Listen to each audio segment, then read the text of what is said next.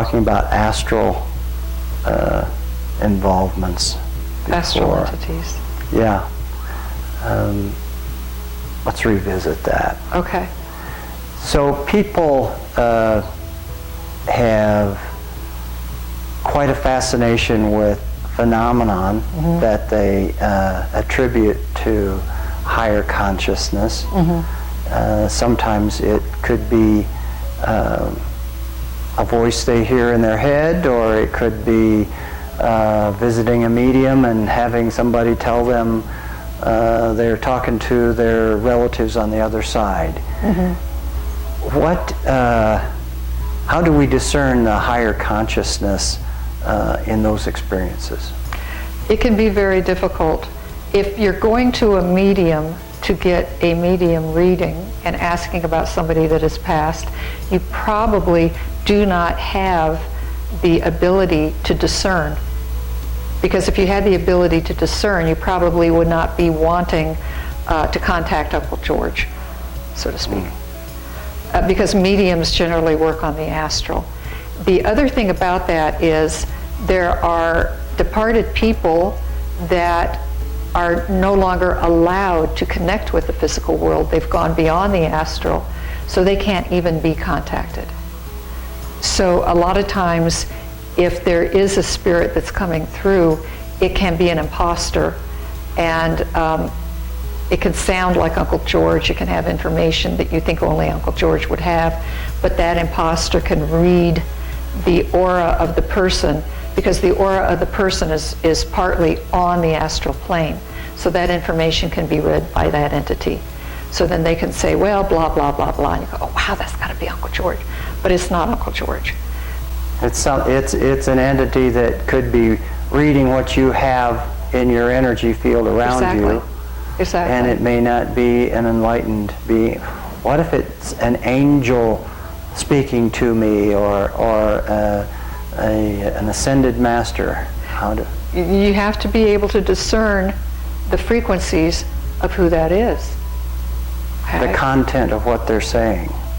It can be the content of what they're saying, but it's also just their energetic bodies, their energetic frequencies. So if I'm talking to one of the masters I work with, I can tell through the frequency of that energy. Okay, because that can't lie. Somebody's frequency band cannot lie. Okay, but you have to. But learning to discriminate can be a process. You know, you have to learn how to do that, and you can make mistakes along the way, and that's fine. And the more you raise your own frequencies, then the more you can discriminate.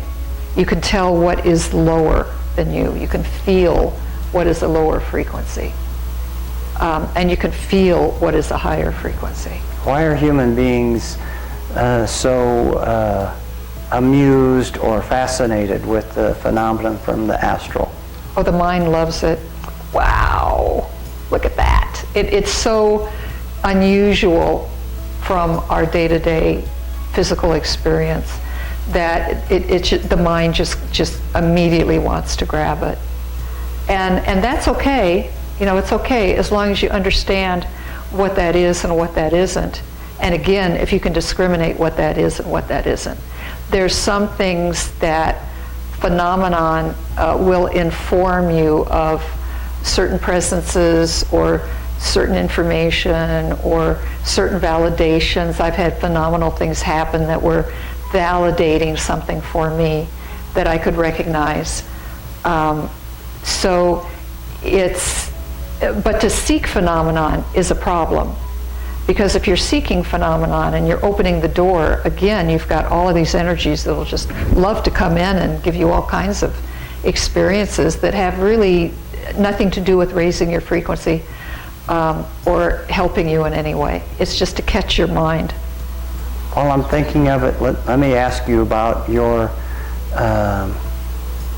interpretation of tools such as crystals and pendulums and divining rods and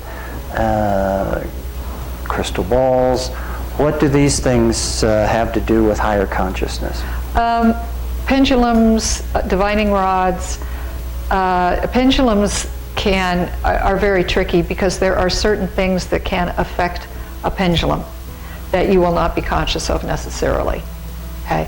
So you could be using a pendulum, asking a question, and the pendulum is going, yes, yes, yes. But that pendulum could be very affected by something in the unconscious or subconscious mind. It could be affected by an entity. It could be affected by some kind of energetic veil. There's all kinds of things that will affect it. Same thing with divining rods. If you know what to look out for and you know how to test to see if you're getting good information, that's one thing. People generally don't. They just take what information is being presented and they feel like that is correct. And it's not.